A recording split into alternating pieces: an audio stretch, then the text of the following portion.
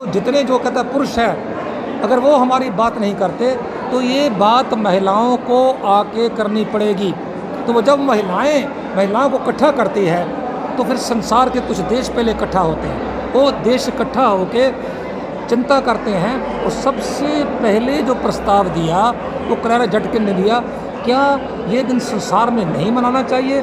तो पूरे के पूरे हाउस जितने मुल्क बैठे थे, जितने देश की महिलाएं बैठी थी, उन्होंने कहा यस, ये जो अंतर्राष्ट्रीय महिला दिवस है पूरे संसार में मनाना चाहिए।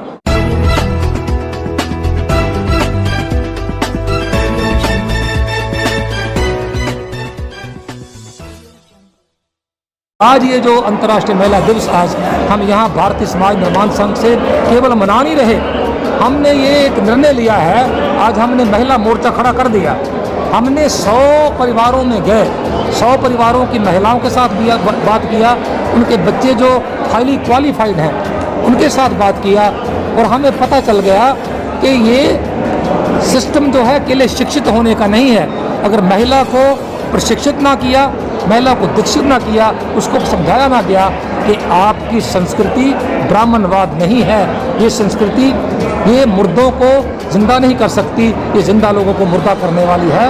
और बाबा साहब अम्बेडकर की विचारधारा मुर्दों को जिंदा करती है। और मैं देखता हूँ कि महिलाओं के अंदर परिवर्तन आ रहा है। और आज विशेष बात है, इस पंडाल के अंदर 70% महिलाएं बैठी ही नहीं थी, उन्होंने बड़े ध्यान से सुना। और जब हमने शुरुआत किया तो महिलाएं एकदम उत्सुक हो गई, हम भी बोलेंगे। तो आप देख रहे हैं लड़कियां बोली हैं, 8-10 लड़कियां बोली हैं। हम सोच रहे थे ये महिला का कार्यक्रम कैसे चलेगा, पर पता चला कि हम महिलाओं के बीच में जा रहे हैं। अगर जाएंगे तो भारत की जो आधी जनसंख्या है ये उनका आंदोलन हर हालत में बनने वाला है। जिस तरीके से कल्याणी देखा जाए, भारतीय समाज निर्माण संघ जो है इस समाज के उत्थान के लिए कार्य कर रहा है। और आज जो है महिला दिवस मना के ये भी साबित कर दिया कि महिलाओं को आगे बढ़ाने का काम कर रहा है। तो क्या आप इस ब्राह्मणवाद से, इस मनवाद से, इस जो है पूंजीवाद से इस देश की महिलाओं को मुक्त करा पाएंगे? ऐसा है कि जो हताश, ये प्रश्न आपका बहुत बढ़िया हो पाएगा।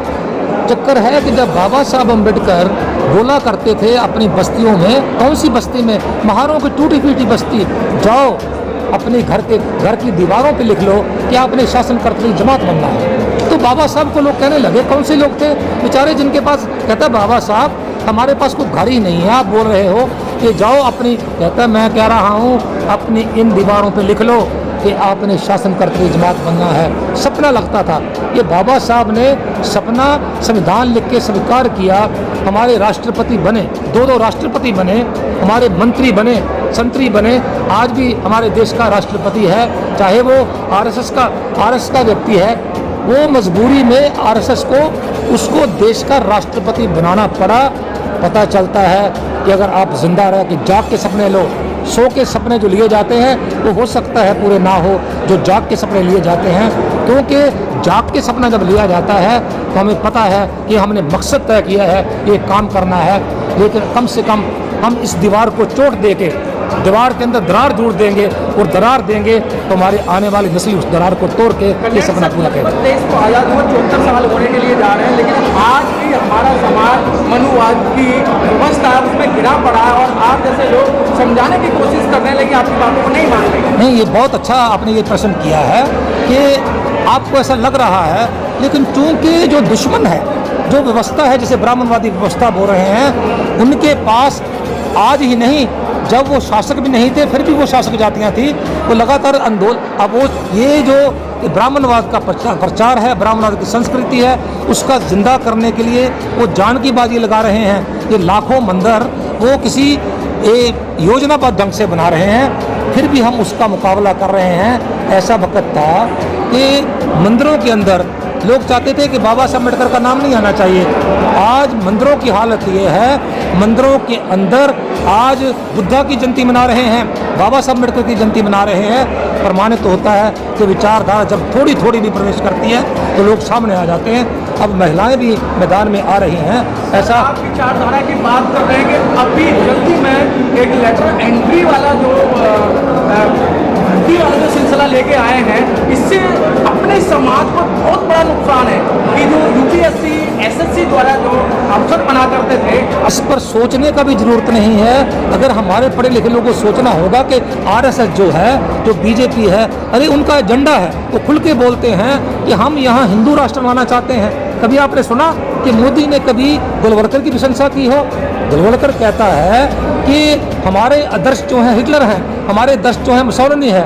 वो क्या कह रहे हैं? वो कहते हैं कि जो पटेल हैं, सरदार पटेल हमारे गुरु हैं। वो कभी उनको को मैदान में आके बोलो, प्रशंसा करो जरा गोलवलकर की, हेडगवार की, तो पता चलेगा। वो उनके बारे में कुछ नहीं बोलते, पर जानते हैं हम हेडगवार का एजेंडा, हम गोलवलकर का एजेंडा लाएंगे, हिंदू राष्ट्र लाएंगे। हिंदू राष्ट्र में बाबा साहब ने कहा था इस देश के अंदर हिंदू राज नहीं आना चाहिए। अगर हिंदू राज आता है तो ये हमारे लिए आत्मघाती काम होगा, इसका हमें ध्यान देना होगा।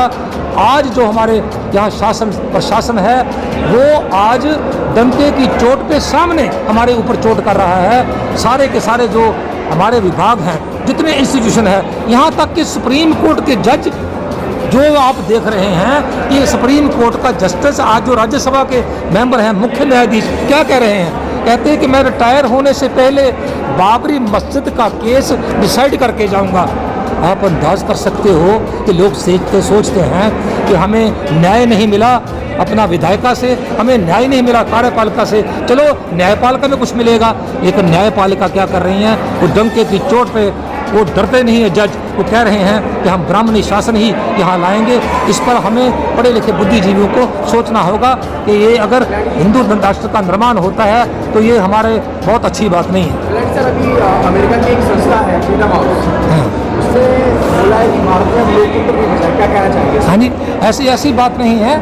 ये नहीं हम कह सकते लोकतंत्र नहीं बचा है। उनका प्रयास है कि हम लोकतंत्र को ख़त्म करें, लेकिन वो जानते हैं कि लोकतंत्र को ख़त्म करना इतना आसान नहीं है। उनका प्रयास बिल्कुल दुरुस्त है, वो कर रहे हैं प्रयास। लेकिन याद रखिए, लोग चाहे कम है, याद रखिए कभी आंदोलन भीड़ नहीं करती।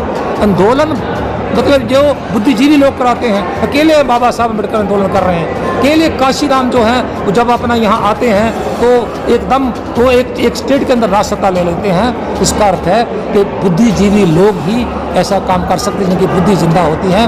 लोकतंत्र याद रखिए वो समाप्त करने का डट के प्रयास कर रहे हैं, लेकिन लोकतंत्र ये हम जो विचारधारा वाले लोग हैं इस लोकतंत्र को ख़त्म नहीं होने देंगे। चलिए।